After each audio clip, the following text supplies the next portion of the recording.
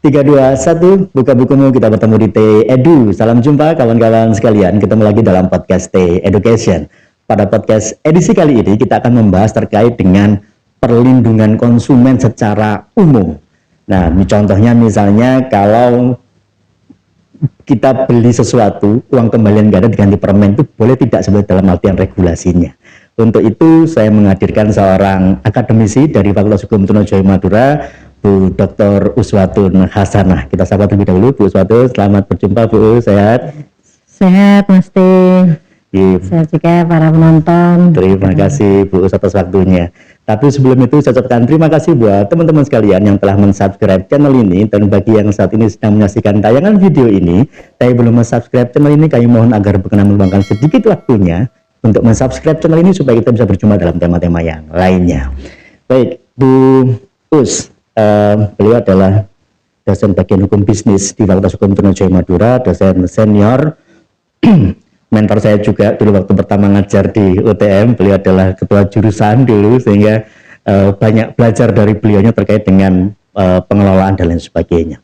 Nah, terus terkait dengan tema kita pada podcast kali ini, perlindungan konsumen itu temanya gitu. Jadi selama ini kita kan sebagai pembeli ini kadang dirugikan, tapi karena kita nggak tahu bagaimana cara untuk mengungkapkannya, ya kita diam-diam saja. Nah, salah satu hal yang sering jadi pertanyaan saya ini, Bos, kalau kita belanja sesuatu di minimarket atau apa, kadangkala masih sering kita jumpai itu kembaliannya berupa permen, Bu, yang harganya kadang loh kok dapatnya cuma satu permen, kembalian 200, dapatnya satu permen. Nah, itu sebetulnya boleh tidak, Bu, dalam regulasinya seperti itu? Ya, terima kasih Mas Teh. Jadi tentang konsumen, jadi kenapa kok ada undang-undang konsumen, itu memang menghindari atau melindungi dari perilaku-perilaku pelaku usaha yang mencoba mencari keuntungan yang tidak sesuai. Jadi kalau di dalam aturannya memang tidak ada, harus bentuk ini tidak ada, tetapi ada hak konsumen. Hak diantaranya adalah memperoleh barang sesuai dengan harga yang telah ditentukan atau sesuai dengan nilai tukar yang telah diperjanjikan. Berarti kalau misalkan dia membayar sesuai dengan yang ditulis, ya sudah. Persoalannya kenapa pengembalinya tidak ada, itu persoalan lain. Jadi seharusnya kalau pelaku usaha itu ada kewajibannya. Jadi kalau satu sisi bagi konsumen itu hak, maka itu adalah kewajiban bagi pelaku usaha. Konsumen punya hak untuk memperoleh barang sesuai dengan nilai tukar yang telah diperjanjikan, maka otomatis pelaku usaha punya kewajiban untuk menerima pembayaran sesuai dengan yang telah diperjanjikan. Kalau ada pengembalian atau harga yang ditanyakan itu pengembalian atau harganya yang pengembaliannya yang kadang-kadang berbentuk permen atau bentuk yang lain gitu. Ya, sebetulnya kalau pelaku usaha sudah menentukan harga itu ada kembalinya Rp50, Rp100, seharusnya konsekuensi logis dia harus menyediakan uang apapun, berapapun yang sudah disepakati. Kalau Rp500 ya harus dikembalikan uang Rp500. Cuman karena mungkin tidak ada atau alasan apapun, mencoba ditawarkan kepada konsumen untuk membayar pakai permen gitu ya. Sebetulnya sebagai konsumen itu harus cerdas, harus kritis. Karena kalau zaman dulu ada jargon teliti sebelum membeli. Sebagai konsumen harus cerdas. Karena apa? Itu hak kita. Jadi kita yang minta 500. Bahkan ada, saya pernah beli itu, apakah ibu setuju kalau saya donasikan? Iya, kan seperti itu. Nah, kalau kita yang cerdas, saya bilang enggak, minta kembaliannya meskipun Rp200. Dan itu kewajiban bagi pelaku usaha untuk menyediakan itu. Kenapa dia menggunakan harga itu? Berarti dia harus menyediakan kembalian sesuai dengan yang tertulis. Iya, berarti tidak dilarang, Bu, ya sebetulnya kalau ketentuannya ya? Iya, tidak ada. Artinya kan memang di dalam bisnis itu kan ada kesepakatan. Jadi kesepakatan itu tampak dari kesediaan kita menerima itu. Kalau kita dikasih permen diam, ya sudah berarti setuju. Menerima itu ya? Menerima. Tetapi kalau itu merasa kita dirugikan, bisa saja kita komplain gitu kan.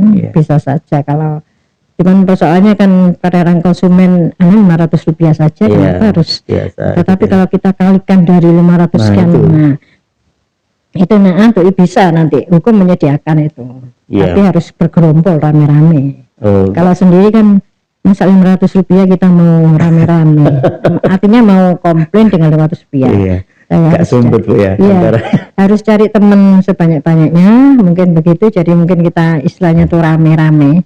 Kalau untuk ya komplain rame-rame gitu ya. untuk komplain bahwa ini toko ini atau pelaku usaha ini ada tendensi untuk berbuat curang. Curang gitu ya. Bahasanya Iya, curang. jadi iya betul Bu. Kalau kadang kita mikirnya kan gitu, beli sesuatu harganya kembaliannya 500 atau berapa, kasih permen Mas ya gitu, dikasih 2 gitu. Nah kadang saya juga mikir kalau harganya segitu, boleh nggak saya bayarnya gantian pakai permen gitu, nggak pakai duit, karena kan kembaliannya kasih permen, gantian saya belinya pakai permen boleh nggak sebagai alat tukar gitu. Kadang saya mikirnya kayak gitu, kadang juga mikir yang kan kondisi yang ini ya, alah nggak apa-apa cuma 500, tapi benar kalau dikalikan sekian kan jadi banyak teman-teman sekalian gitu ya. Nah bagaimana kalau seandainya Bu Us, memang penjualnya sengaja ngasih harganya ini nggak wungkul gitu Bu, artinya kalau 50.000 ya 50.000 lah, kadang-kala kan kita seringkali jumpai harganya ini ganjil teman-teman sekalian ya, 49.900 misalnya, ganjil 100 rupiah yang kadang-kala nyali uang 100 sekarang tidak gampang, hampir tidak ada itu rupiah, sehingga biasanya donasi atau biasanya berupa dalam bentuk permen. Nah kalau ngasih harga yang nanggung-nanggung itu juga boleh Bu ya, tergantung ininya. Kalau yang itu ada aturannya. Jadi kewajiban pelaku usaha itu adalah dilarang misalkan memberikan sesuatu yang artinya begini, misalkan hadiah, kalau dia nggak niat ngasih hadiah nggak boleh berikan hadiah. Kemudian harga juga begitu, kalau dia niat menjual maunya genap 500.000 ya sudah tulis saja 500.000, jangan pakai itu. Jadi sebetulnya konkretnya bahwa si pelaku usaha itu harus punya etikat baik. Kalau dia mau menjual itu, dia niatnya harganya berapa, kalau memang ada lagi-lagi 100 rupiah harus dikembalikan, itu harusnya begitu. Oke. Kan memang taktik strategi marketing, strategi persaingan itu memang beda kalau kita nulis 50.000 dengan 49. Oke, salah satu logis lebih Pelaku murah, usaha ya. mempengaruhi psikis dari pembeli, selisih 1.000, ternyata ujung-ujungnya selisih 100 rupiah. Jadi sekali lagi kalau menurut saya secara tertulis tidak ada bahwa harus mendak, tetapi kewajibannya adalah etikat baik. Kalau memang dia menghargai sesuai dengan itu, dan kenapa dilarang menulis 49.900?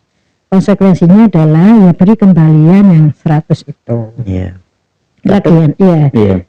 Jadi menurut saya secara strict seperti itu tidak. Dan kata kuncinya adalah etikat baik, dan si pelaku usaha punya etikat baik, konsumen juga punya etikat baik. Iya.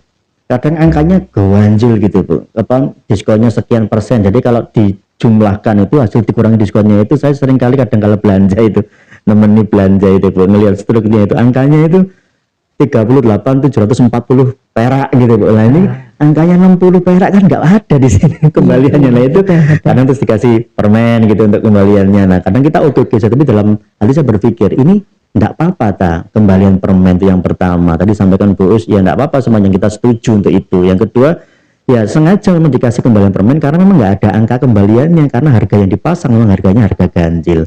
Tadi disampaikan Bu Us, harusnya etikat baiknya enggak seperti itu Bu ya kalau masang harga gitu. Jadi kalau tentang obral itu ada ketentuannya. Kalau yang saya baca itu di Undang-Undang Perlindungan Konsumen itu, jadi pelaku usaha dilarang menaikkan harga sebelum diobral. Jadi itu yang ada larangannya. Tetapi kalau kemudian hasil diskon ternyata hasil kembaliannya tidak ada, lagi-lagi menurut saya yaitu istilahnya dia harus menyediakan dana, duit meskipun receh, karena dia sudah menentukan harga seperti itu. Ini Bu, satu baru terbayang saya, memang kadangkala kita jarang Bu yang ngecek harga-harga barang, kan jarang. Tahunya adalah harga diskonnya. Misalnya ada diskon yang ternyata barang itu beli 2 gratis 1 misalnya. Nah kalau kita hitung harga ecerannya misalnya, ternyata misalnya beli celana ini 300.000, beli 2 600.000 dapat 1 bonus, berarti harusnya kan 900.000 kalau dihitung secara angkanya. Nah ternyata teman-teman sekalian, setelah kadangkala saya juga suka iseng gitu ya kalau main-main ke tempat belanjaan itu Bu. Sebelum diskon kadang saya foto Bu harga hasilnya. Saya foto duluan, harga sekian. Ya ternyata sekian bulan berikutnya harga diskon. Nah ternyata diskonnya itu yang nggak jauh beda dengan harga asalnya. Gampangnya memang agak dinaikkan dulu terus baru dipotong. Itu yang nggak boleh, Bu. Iya, Nggak itu boleh. yang nggak boleh dan ada sanksinya. Oke. Jadi siapa yang melanggar itu ada sanksi pidananya. Oke, teman-teman sekalian, jadi jangan tergiur ya. Jadi ini baru saya memang terbayang ini. Masa iya barang ini nggak pernah nongol, kemudian tahu-tahu di diskon sebegini jatuhnya. Tapi kadang-kala kita juga kadang memastikan gitu, ngecek duluan barang ini memang harganya segitu dah, atau sudah di-up terlebih dahulu baru diturunkan. Ternyata itu nggak boleh gitu ya, ada Ya, dilarang. ketentuan pidananya. Iya, siapa Nah. yang melanggar pasal itu, jadi nggak ada pasal yang mengatakan kalau nggak 8 dan 9 itu pelaku usaha dilarang menaikkan harga lebih dulu sebelum mengebrang. Dan siapa yang melanggar itu ada sanksi pidananya. Oke, kalau seandainya ada yang pemilik usaha atau pedagang yang melakukan seperti ini, Bu, cara untuk apa namanya, gampangnya kita melaporkannya. Kalau tadi misalnya contohnya kembalian permen kita nggak setuju, itu cara melaporkannya itu ada ketentuannya, enggak, Bu? Ya, jadi namanya pelindungan itu mesti ada upaya untuk kita dapat advokasi gitu ya, suara kita biar didengar. Pertama, menurut aturan itu harus komplain dulu ke pelaku usahanya. Jadi bagaimana tanggapan pelaku usaha. Ternyata kalau mentok, baru nanti ada ke upaya menyelesaikan sengketa kalau merasa dirugikan si konsumen itu ke BPSK, yaitu Badan Penyelesaian Sengketa Konsumen. Badan Penyelesaian Sengketa Nah Konsumen. itu, jadi bisa ke sana. Itu banyak modelnya, tapi maksimal kerugian 200 juta baru ke sana.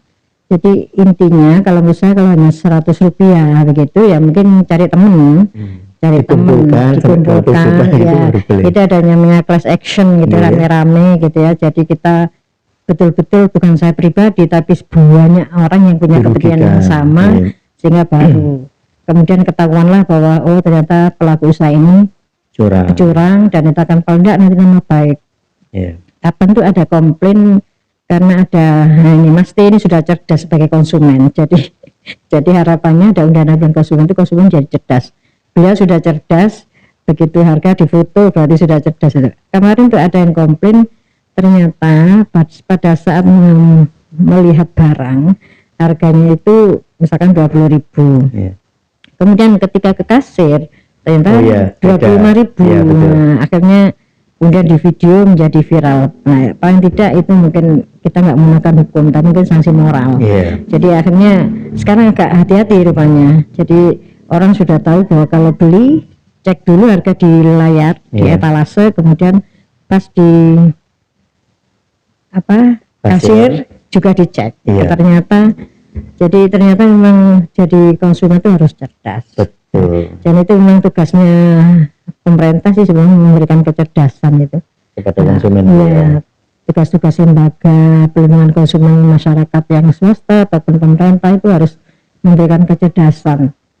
Karena memang kenapa ada undang-undang ini, karena pelaku kan selalu cari segala cara untuk mencari keuntungan dengan berdalih di bingkai ataupun pakai package yang seperti itu sehingga kesannya legal.